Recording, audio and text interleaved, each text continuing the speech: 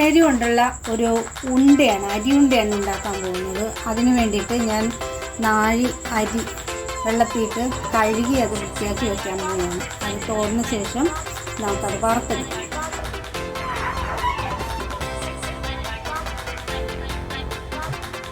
നമ്മൾ വറുത്തെടുത്ത അരി നമ്മളിവിടെ പൊടിച്ച് വെച്ചു, നന്നായിട്ട് പൊടിഞ്ഞ് കിട്ടി. ഇനി ഇതിനകത്തേക്ക് നമുക്ക് തേങ്ങയും കുറച്ച് ശർക്കരയും കൂടി ഒന്ന് ഒതുക്കി ചേർക്കും. അതുപോലെ അണ്ടിപ്പരിപ്പ് ഞാൻ പൊടിച്ച് വെച്ചതാണ്, ഇത് നമുക്കിതിലേക്ക് ചേർത്ത് കൊടുക്കാം.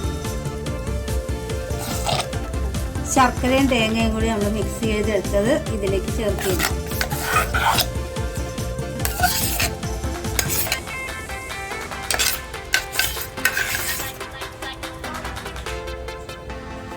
ഇനി അണ്ടിപ്പരിപ്പും 2 ഏലക്കയും കൂടി പൊടിച്ചത് ഇതിലേക്ക് ചേർക്കും. ഇനി ഇത് നമുക്ക് കുഴച്ച് ചെറിയ ഉരുളകളാക്കി എടുക്കാം.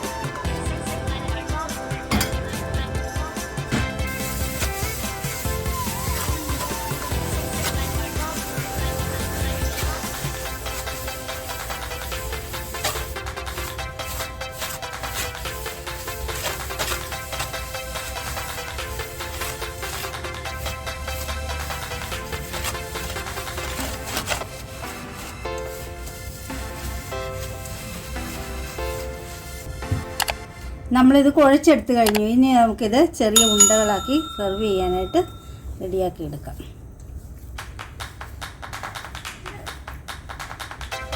ഇത് ചെയ്യുമ്പോൾ ഇതിലേക്ക് ഈ ശർക്കരയിലേക്ക് ഒരു നുള്ളി ഉപ്പിട്ട് കൊടുക്കാൻ മറന്നു പോകരുത് കേട്ടോ.